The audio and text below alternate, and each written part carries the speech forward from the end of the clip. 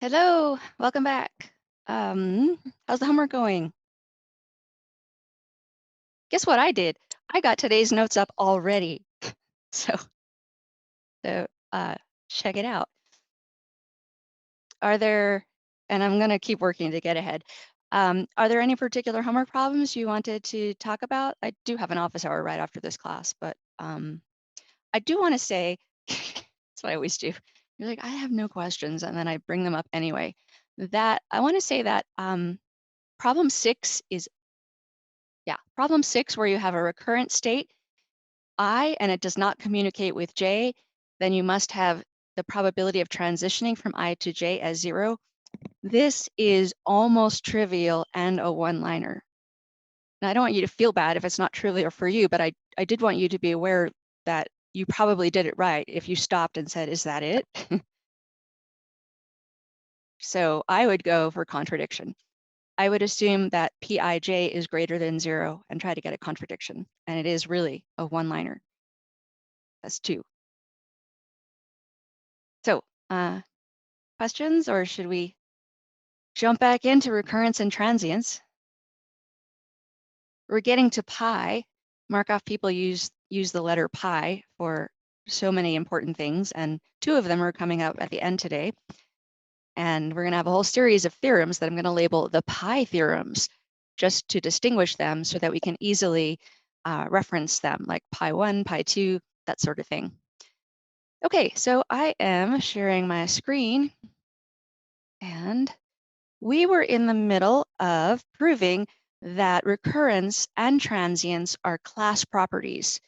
And what that means is that if you have a state I that is recurrent and it communicates with a state J, then J must also be recurrent. And the same thing for I. So we were pretty far through this. So I'm not going to do the whole proof again, just finish up where we were. But let me remind you that recurrence for a state I says that G sub I, which we define to be the first time you return to I, given that you started in state I. So this is a first return time where we measure hits on I after time 0. If this is equal to 1, and we have transience if this is less than 1.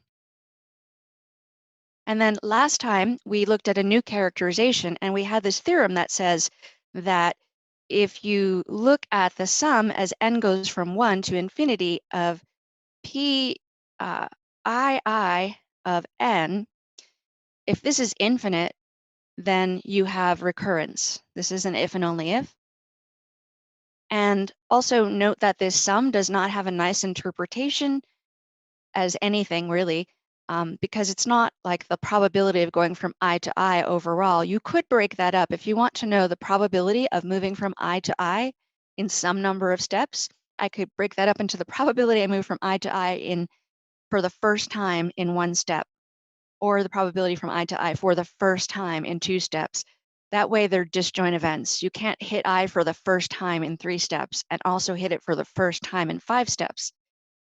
But that's not what's going on here because these are not first time probabilities. So there's not a really great interpretation, but the idea is that if you have a recurrent state, you have higher probabilities of recurring. So this probability sum maybe is going to blow up versus if it's transient. So we have the probability of moving from I to I in n steps be finite, then we can say it is transient. The state I is transient. And after we finish this proof, we can say that the entire chain is transient or recurrent if it's irreducible, if it doesn't break up into multiple communication classes, because we're trying to show that recurrence and transience are class properties.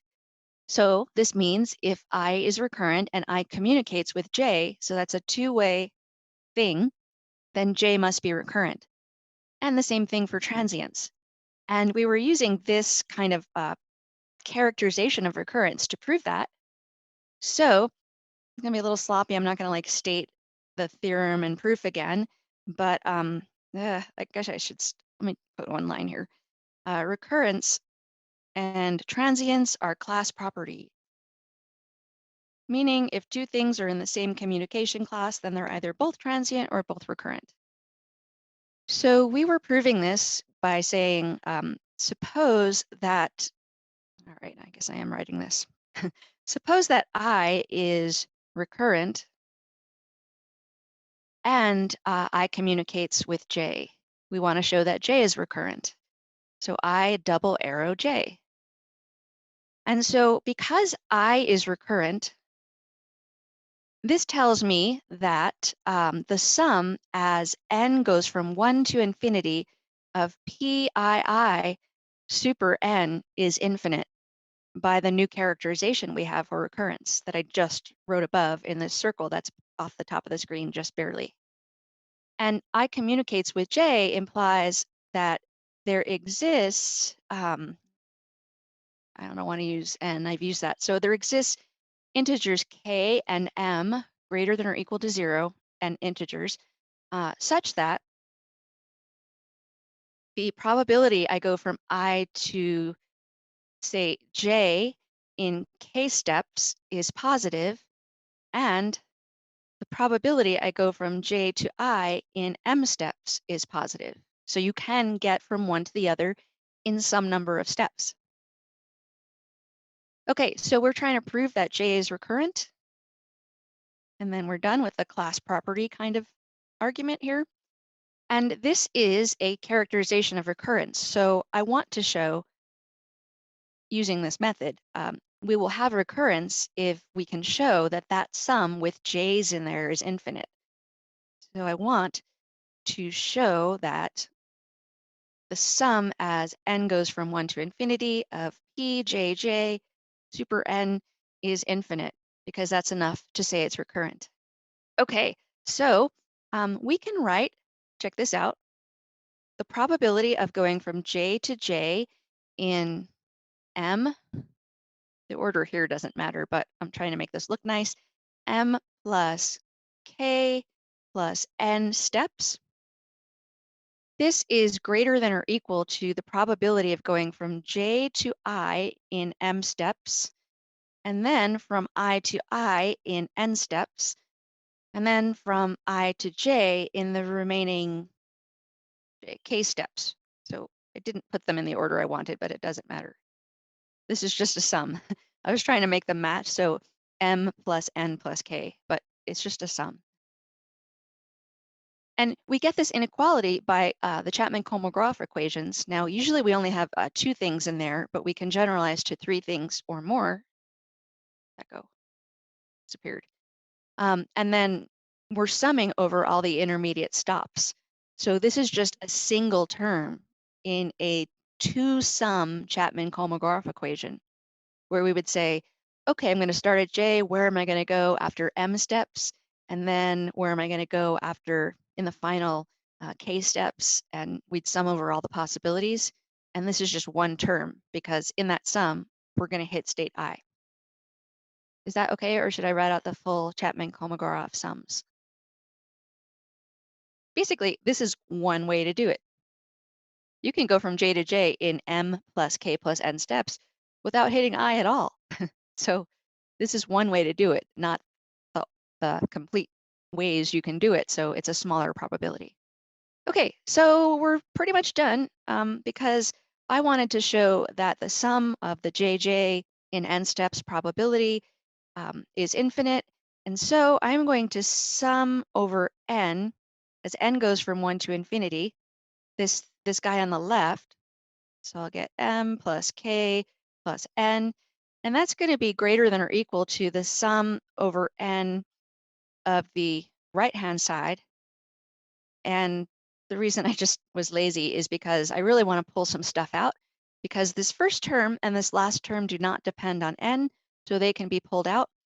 So I get the probability of going from j to I in m steps, the probability of going from I to j in k steps, and then the sum as n goes from 1 to infinity of the probability of going from I to I in n steps. Please stop me if I've skipped over something that I shouldn't have skipped over, or if you want more detail.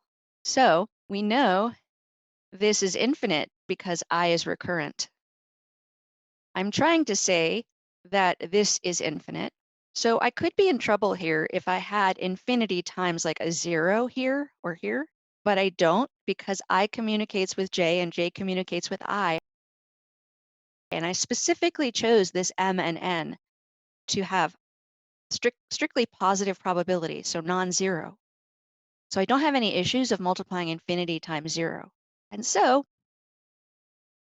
we've got that this sum all the way on the left is infinite, which is not exactly what we want, but let's see what it is.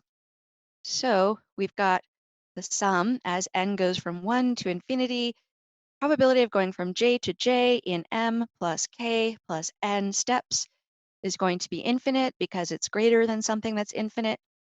And then for the record, I mean, you might believe we're done. I'd probably take it if that was on your homework, but to get it to really look like the full sum, note that this is the sum as n goes from m plus k plus 1 to infinity, pjj, super n, is infinite, and that this is the tail end of the full series as n goes from 1 to infinity.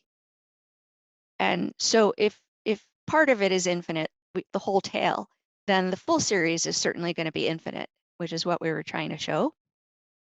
We are done. Yay, class properties. So, and please still ask a question if I cut you off, but I'm looking at how much dead time there is in the video when I stop like questions and pause too long. So I don't want to cut you off. Please interrupt me. We've also proven transients. Now suppose I is transient and I communicates with J. I want to show that J is transient. So I'm going to assume that, I'm not going to write this. So we're going to assume that J is recurrent. But if J is recurrent and J communicates with I, then I must have been recurrent, which contradicts the assumption that I was transient. So we get transients automatically out of this. And I did write that extra detail down in the notes if you care. All right, so back to the particular random walk we've been looking at, because random walks can be defined differently than what we're doing. This is kind of a really basic random walk, but it is a random walk. And that is the one on integers, including negative integers, where we can, at each time step, we can go up with probability p or down with probability 1 minus p, and we can't stay flat. Okay, so back to the random walk on integers, positive and negative, where we go at each time step up with probability p or down by 1 with probability 1 minus p. We could also talk about some kind of random walk where we go up a certain number of steps with probability p, or maybe, I don't know, there's lots of variations. Okay, so this is, I'm going to kind of try to sketch this here. So on my y-axis, I've got integers, and on my x-axis, I've got time. And starting at any integer, I go down, I go up, I go up, I go down, etc. So clearly, I say in air quotes because I hate to say clearly, because I don't know if it's clear to everyone, but all states communicate here. It may be really hard, depending on the value of p, to get from state 0 to state 1 million, but there is a positive but possibly very small probability of going from any state to any other state, which means there's a positive probability of going from any other state back to the original state. So all states communicate is my claim.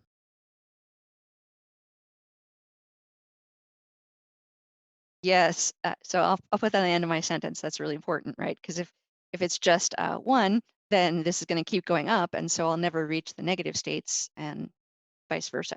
So all states communicate as long as p is strictly between 0 and 1. And so based on what we just proved, if we can show that any one state is recurrent or any one state is transient, because it's a class property, all states communicate, it's one big class. So they're all going to be transient or recurrent. So let's pick one and look at it. So we want to show that this is recurrent or transient. So all states are either recurrent or transient. And when this happens, we say that the chain is recurrent or the chain is transient. Just like we said, each class was recurrent or transient. or all are transient. And in this case, we say that the entire chain, the Markov chain, is recurrent or transient. I don't know if you can use quotes when you're doing horrible abbreviations, because that makes that look literal. I'm going to do it. Okay, so we can look at any one state, and I want to look at state 0. So let's look at state 0. Now, the probability little p is a parameter for this model, and so what I think we're going to find is that this is recurrent for some values of p and transient for others. And I already actually gave you the spoiler last time. If p is 1/2, so you're equally likely to go up and down, then you will get back to 0, although you could really wander off. And then once you wander off, say you had a bunch of +1s in a row that get you up to a really high point. I don't know if you can see me. I'm doing stuff in my little square that bring you up to a really high point. At that point, you still go up and down with the same probabilities. And so it may be hard to come all the way back down, but you will eventually. And let's look at this state. I want to use our new characterization where I sum up as n goes from 1 to infinity, p00 super n, and see if it's finite or infinite depending on the value of p. So in order to sum these up, can we first figure out the summand, these probabilities? So note that the probability we go from 0 to 0 in one step, given how we define the chain. You can only go up, you can only go down, you can't stay flat. This is 0 because you can't stay at 0, so you will move away. Similarly, the probability I go from 0 to 0 in 3 steps is 0, because if I start at 0, let's say I move down, I can't get back up to 0 in 2 steps. I can go down and then up and then back over it. You know, I need an even number of steps to return. I need the same number of downs as I have ups. So we actually have, for any odd number, which I can write. So in general, the probability of going from 0 to 0 in 2n plus 1 steps, just a generic way to write down an odd number, is 0. And this holds for n equals 0, 1, 2, even though we usually don't have n equals 0 in our sums, but that does correspond to p00 in 1 step. So let's look at the interesting probabilities that are not 0, the even numbers. The probability of going from 0 to 0 in 2n steps. So this is going to be for any n being 1, 2, 3, and then when we write 2n, we're really looking at 2 steps and 4 steps and 6 steps. So we just said what needs to happen. We need to go up the same number of times we went down. So if we're going to return in exactly, like, that's supposed to be 2n's little positions. If we're going to return in 2n steps, we have to have exactly n ups and n downs. And we just need to choose those positions. So this is a binomial kind of thing where you say, out of the 2n time steps, I need to choose n to go up. And then if you say going up is success for a binomial distribution, you've got probability p of going up. And then you've got probability 1 minus p, and that's the rest of the n's. So it's still just n, but that comes from 2n minus n. Okay, so I want to add these up, and this is not easy to add up. Those factorials in the combination, not so easy to deal with, but yeah, it does look binomial. So we're going to use something known as Stirling's formula.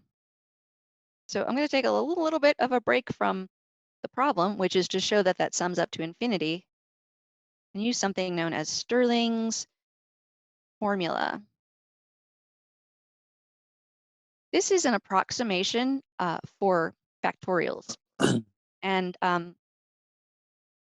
so on the side here, I'm going to say, if you have a sequence of numbers an and a sequence bn, if we write an and then this squiggly line bn, well, that looks a lot like has the distribution, but this is a different context. The squiggly line here means that they're asymptotically equivalent in the sense that if you look at their ratio and take the limit as n goes to infinity, this goes to 1. So I'm sorry that we're using that same symbol, but we won't be using this again, I don't think, or maybe one more time, but I don't think it should be confusing. So it's saying they're asymptotically the same in that sense. Okay, so Stirling says that n factorial is asymptotically the same as n to the n plus 1/2, and then times e to the minus n times 2 pi.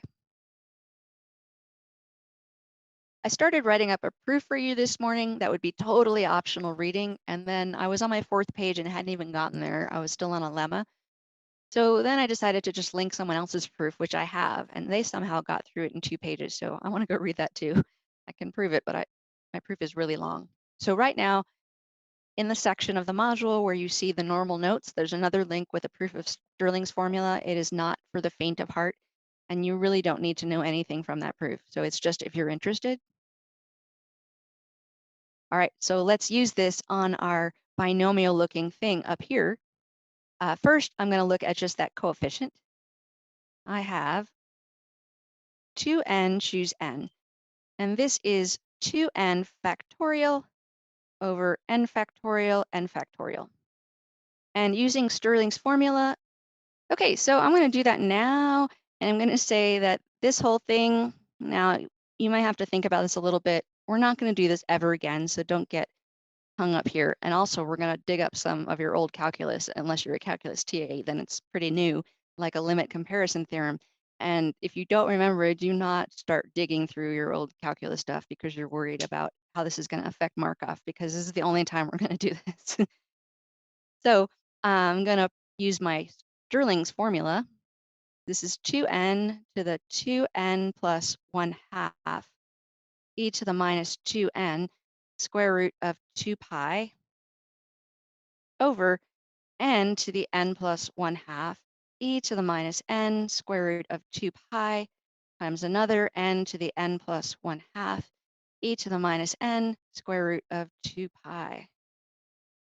Separate you. So we get some cancellation. One of the square roots of 2 pi on the bottom will go away. The e to the minus n times e to the minus n in the denominator is e to the minus 2n, and that will cancel with the 1 in the top. And I'm going to break up up here, the 2 and the n, and I'm going to give them each their own exponent. So this is the same as 2 to the 2n plus 1/2, and then n to the 2n plus 1/2. And then in the denominator, I have n raised to a power, and I get to add those powers so that this is a total of 2n plus 1. So I get a lot of cancellation here. If I take that top n to the power out, that leaves me with a single n to the 1/2 down here. I lost my 2 pi in the denominator. There's still a square root of 2 pi because I only canceled 2 out of 3 of them. There's this guy still there. Okay, and if I break this up, so I write it as 2 to the 2n times 2 to the 1/2, that 2 to the 1/2 is the square root of 2, and that's going to cancel with the square root of 2 down here. And then the 2 to the 2n, when you raise something to a power and then to another power, you get to multiply the exponents, and this is this sort of in reverse. So this is 4 to the n. And this is stuff you would have no problem with if you were doing it slow. You may have no problem now, but if you're not keeping up, just don't be concerned. But this whole thing boils down to 4 to the n over the square root of pi, because I had a square root of 2 from the numerator that canceled with this square root of 2, and then the square root of n, which comes from the n to the 1/2. Remember what we're trying to do? We're trying to figure out if the random walk is recurrent or transient. And to be recurrent, we need those probabilities we computed. If we sum them, we need that to be infinite. And so why did I introduce Stirling's formula? I did it so that we can use the limit comparison test. Again, it's probably somewhere in the far reaches of your mind if you're not currently doing calculus. Do not be concerned. We're not going to do this again. I'm not going to test you on this, but the limit comparison test. So this says that if you have a sequence of numbers an greater than 0 and bn greater than 0, and if you take the limit as n goes to infinity of an over bn, if this is a number c where c is greater than 0 but finite, then either both of the series, so if you sum up the a's or you sum up the b's from n going from 1 to infinity, they either both converge or both diverge. So the two series, n goes from 1 to infinity. You can also go from 0 and other things. But these two series, both converge or both diverge. Okay, so back to our random walk. Back to our random walk. So we're trying to remember, we're trying to add up our p00 to the n, and we're trying to say, is this infinite or is this finite? And we have an expression for p00, and it involves 2n choose n, and we kind of simplified that expression. Not really. We have an asymptotic equivalent from Stirling's formula. So for us, the an is going to be the p00 to the 2n, which is 2n choose n, p to the n, 1 minus p to the n. And then the bn, in order to use this limit comparison test, I'm going to make this be 4 to the n over the square root of pi square root of n. Obviously, you can put them under one square root. I don't know if something is drawing me to two square roots. Not just that, but also p to the n, 1 minus p to the n. I'm gonna define those. Define. Okay, so I want to sum this one up from n going from 1 to infinity. That will end up hitting all of those even powers. And if I have that the ratio of these two things in the limit is something nice and finite, then this will be finite if and only if this is finite in the sum by the limit comparison test. Okay, so we have an over bn is 2 n, choose n, over 4 to the n over the square root of pi square root of n. And we showed that this guy is asymptotically equivalent to this guy, which means that this goes as n goes to infinity to 1. So all we're trying to show is that this guy up here sums to infinity or something finite, but now we can look at this guy over here instead. And I claim this is easier, or I wouldn't have dragged you through Stirling's formula.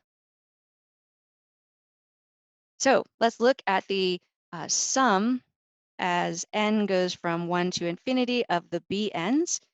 This is 1 over the square root of pi, so that's really not important for convergence. The sum as n goes from 1 to infinity of, I'm going to put this 4 and these p's all together. So I have in the numerator 4 times p times 1 minus p all to the n. And in the denominator, a square root of n.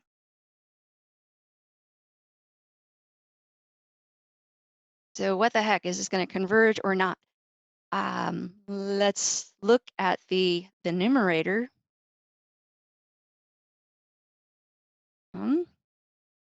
If you were to sketch this as a function of p, let's ignore the n. then you're going to get a parabola. Ugh, that's a horrible parabola. It's going to be 0 at 0 and 1, and this is supposed to be a nice symmetric picture. It's maximized at p equals 1/2. And when you plug in p equals 1/2 to 4p, 1 minus p, you get 1. So you can see the case when p equals 1/2 is something a little bit different than the other p's in terms of, are we summing up something that is getting small or not? So to go back to, let me cut and paste this bn. So I'm going to break this up into two cases. So first, the case where p is 1/2. Then the sum as n goes from 1 to infinity of b to the n is the sum as n goes from 1 to infinity of 1 to the n over the square root of n. Because when p is 1/2, that thing in the brackets, the 4p, 1 minus p, is 1. So this is, of course, 1 over the square root of n. And if you recall, the kind of series like 1 over n to the p, sorry to use the p again, but this is, I think, usually how you kind of see it. This is going to be finite whenever p is strictly greater than 1. I don't mean the same p. And it's going to be infinite when p is less than 1, and when p equals 1 as well, where you get the so-called harmonic series. So this is this with p, a totally different p, equals 1/2. This series diverges.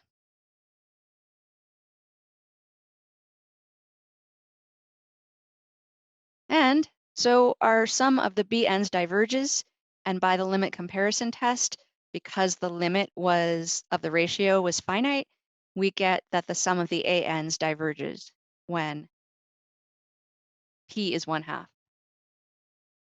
Okay, so the other case, if so we've got p between 0 and 1, but p not equal to 1/2. So if we look at the sum as n goes from 1 to infinity of the bn's, this is 1 over the square root of pi. The sum as n goes from 1 to infinity, 4p, 1 minus p, all to the n over n factorial. So if you start from I, you can get to negative 1 million with some positive probability, but it's going to be really small. So 0 communicates with negative 1 million, and vice versa. You can go back the other way. It's going to be a really small probability. So there's one communication class, and so that means the whole chain is recurrent or the whole chain is transient, depending on the value of p. But yeah, if you have a finite state space, there's no way to run off forever, never to return again. So with a finite state space, there has to be at least one recurrent state. And if you have a finite state space and it's irreducible, meaning there aren't multiple communication classes, then the whole chain is going to be recurrent. The final thing I think I'm going to get through, well, maybe a little bit more. So this is going to be, surprised I've even gotten to it, because you need this for your homework. So you need this unless you already did it because you looked it up, for problem 3D. And that is the idea of periodicity of a state or a Markov chain. So this is sort of a whole different kind of thought here. Here's a definition. The period of a state I is the greatest common divisor of all n such that you can return in n steps with positive probability. Of all n such that you can go from I to I in n steps with positive probability. So in the random walk we just looked at, we can go from 0 to 0 in 2 steps, 4 steps, 6 steps, any even number of steps. And the greatest common divisor is 2. And so we say state 0 has period 2. So as an example, in our random walk, state 0 has period 2. Because we can only go in an even number of steps. So I have a theorem that I never intended to prove live because, I don't know, it's not that long, but not really fun. I did type this up for you in the notes, optional reading, but it is the idea that periodicity is a class property. Periodicity is a class property. And that means that if I has some period and it communicates with J, then J has the same period. And so in our random walk where everything communicated, every state has period too. So people often use a D sub I. If D sub I is the period of state I and I communicates with J, then D sub J being the period of state J is the same thing. And as we've been doing all along, since everything communicates, we get to apply this description, this term to the entire chain. And we say that the entire chain, the random walk, has period too. So I don't know that I want to write that, but what I do want to write is this. A Markov chain is aperiodic if everything communicates and the period of the states are 1. So, you know what? Let me just try to say what I just said before. So if you have something that is irreducible, then the entire chain has, I'm going to make this specific. For the random walk being irreducible, the entire chain has period 2.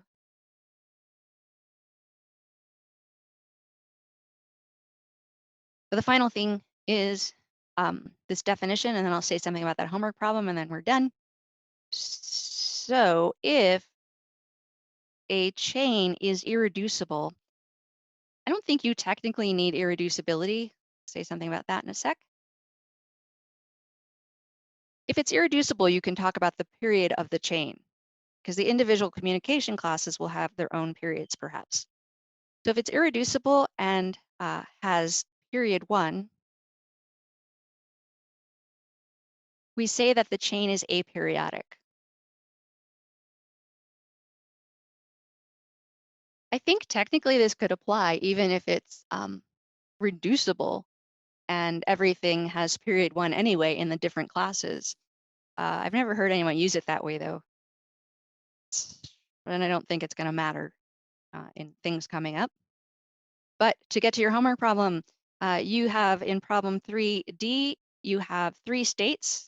I won't finish the problem, but you have an A, B, and a C, and an A, B, and a C. And I would look for 2 things. 1, do all states communicate? If so, we can talk about aperiodicity of the chain. And if they all communicate, look at any one state and figure out if it has period 1. And if you have anything on the diagonal, I don't mean for those to be zeros, I mean for those to be circles. If you have anything non-zero on any diagonal, that means you can go from one state to another in a particular state with 1 step. So it's already aperiodic because the greatest common divisor of the number of steps you can come back in is already 1. On the other hand, if you have all literally zeros on the diagonal, if you see that you can go from say A to back to A in 3 steps, and also you can go from A back to A in 5 steps, it has period 1 because the greatest common divisor there is 1. But the quickest thing is hopefully there will be a non-zero on the diagonal. That's enough to say that state has period 1. And if it's irreducible, the whole chain has period 1 and is aperiodic. Thank you. It is now my office hour, so I will cut the video here.